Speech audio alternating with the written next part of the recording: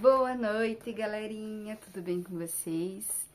Então agora, nesse vídeo, eu vou contar um pouco da minha trajetória de como eu saí de Francisco Beltrão e voltei para minha cidade de Chopinzinho.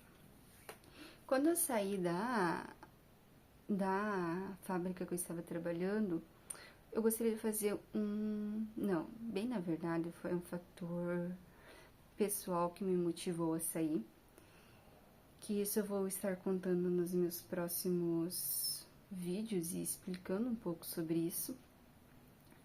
Não tanto a empresa, eu adorava trabalhar naquela empresa, mas como eu tive esse fator psicológico que me afetou e eu precisava voltar embora, eu precisava voltar para a casa dos meus pais, eu falei, não, então agora eu vou fazer um estágio da faculdade, realmente. Tipo, se a faculdade fala para fazer estágios, então vamos fazer o estágio como é da faculdade. Daí foi a primeira vez que eu fui para o mundo do alimento. Mandei currículo para uma empresa lá do meu município. Eles aceitaram fazer o meu estágio, então eu fazia estágio bem certinho, de 6 horas. Mas essa empresa também, eu sempre tenho que agradecer as empresas que eu passo, porque elas me mostram o mundo, elas me mostram tudo. Lógico, gente, quando eu digo tudo, não é literalmente tudo, mas elas me mostram o que elas conseguem me mostrar do todo. Passou uma moto. Para eu entender.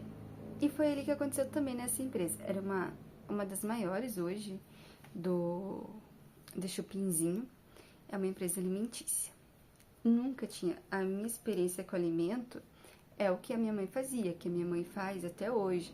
Anholine, macarrão, cuca, salgados para vender. Mas é uma venda tipo, chama acho que B2C, né?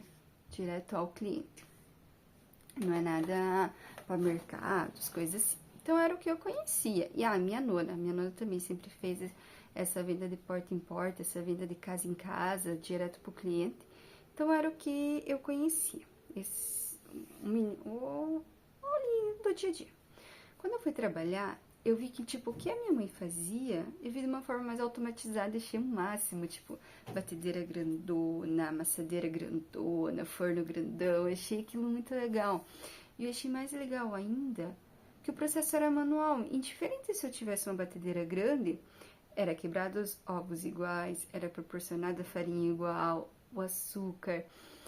Isso eu achei muito legal, entende? Porque quando a gente vê de fora, eu pelo menos a minha visão de fora, era uma empresa totalmente automatizada, que usava só coisas industrializadas, isso. E não, era tipo uma cozinha gigantesca, sabe? Uma cozinha enorme, bem certinhos o procedimento de em casa, como fritar o frango, essas coisas, exatamente igual, só numa proporção maior.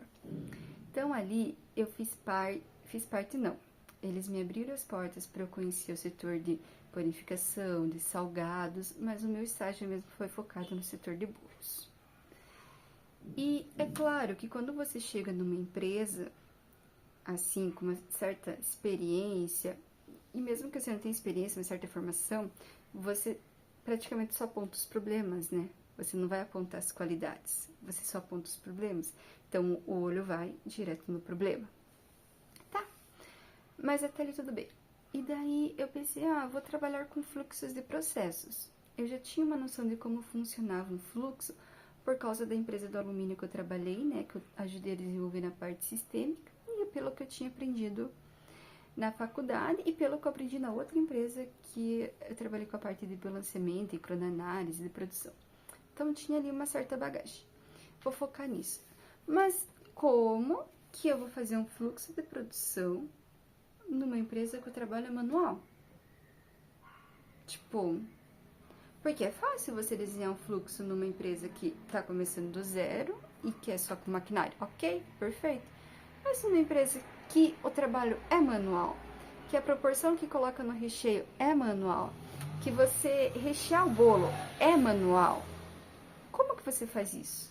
Porque cada pessoa tem seu tempo, cada processo tem seu tempo, às vezes uma colher de recheio tua não é a mesma colher de recheio de outra pessoa, tem inúmeros fatores que interferem ali. Então, o que eu comecei a fazer? A tentar desenhar um fluxo utilizando as pessoas. Mas como é que se utiliza as pessoas? A gente tem que balancear as pessoas. Então, a pessoa que tem um pouco menos de ritmo, fica aqui, próxima pessoa que tem mais ritmo, sabe? A gente tem que balancear a pessoa. Normalmente, a gente coloca o processo que tem menos ritmo, que a pessoa não precise pensar muito ou executar muito uma coisa complexa para ser mais rápido, né? Para dar fluxo. E foi ali que eu comecei, e foi o primeiro lugar que eu falei com as pessoas no sentido de algum estilo de treinamento, sabe? Lógico, foi simples, foi básico, mas para mim foi muito importante, entende? Tipo, mostrar a importância de um trabalho em equipe, mostrar o porquê que se deve ter um fluxo, mostrar para as pessoas como é legal se trabalhar com outras pessoas, sabe? Como é legal mudar, porque tinha muita resistência de mudança. Imagine, numa empresa onde que a maioria das mulheres trabalhavam bastante tempo, umas começaram junto com a empresa 10 anos, mas é difícil, por mais que eu era apenas uma estagiária, mas é difícil você mudar a cabeça das pessoas, não é fácil. E é aquela coisa, as pessoas vão fazer hoje uma coisa e depois vai fazer o quê? Vai continuar daquele mesmo jeito? Não vai? Então, meu estágio, ele foi, assim, incrível pra mim. Depois, eu continuei trabalhando nessa empresa, mas infelizmente eu acabei indo pra uma área que me deixou muito presa. Na época eu não entendia. Na época eu achei que fosse implicância minha, problema meu, na época eu não entendia, mas hoje eu entendo que eu sempre vim trabalhando e continuo trabalhando, vendo um todo. Eu nunca fiquei focada somente naquele negócio, tipo, só vou lançar pedido, ou só vou lançar nota, ou só vou atender telefone. Nunca fiquei ali, sabe?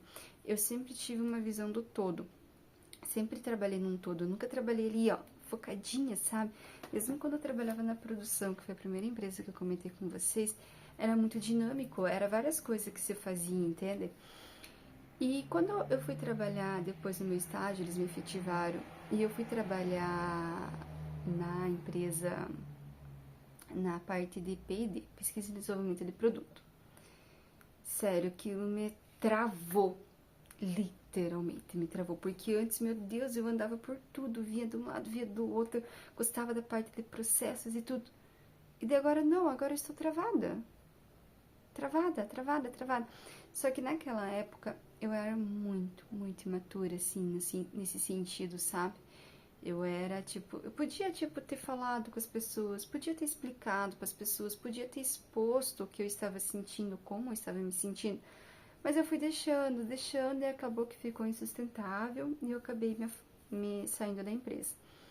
Mas é uma empresa muito boa, eu falo muito bem, assim, foi eu, Nath, que o meu perfil não era para estar trabalhando naquele lugar.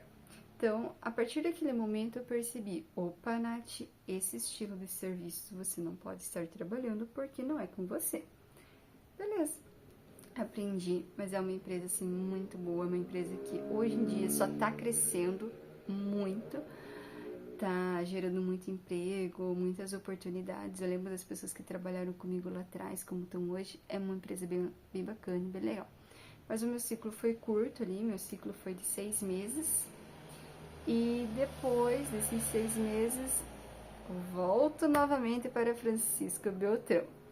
Então, ali é uma outra página da minha vida, num outro estilo de empresa, bem maior, com mais processos, com mais hierarquia, com mais regras, que daí eu me apaixonei mais ainda, sabe? Porque até então eu trabalhava em empresas familiares que tinham regras sim, mas é diferente de você trabalhar numa empresa maior, onde que tem regras.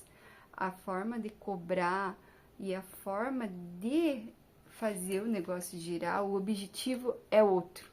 E foi ali que eu aprendi um outro mundo. O mundo, tipo, nós temos metas, nós temos que cumprir metas, nós temos metas de faturamento, nós temos controle de desperdício e N fatores. Então, isso eu vou deixar para contar num próximo vídeo para vocês. Beijos e até semana que vem.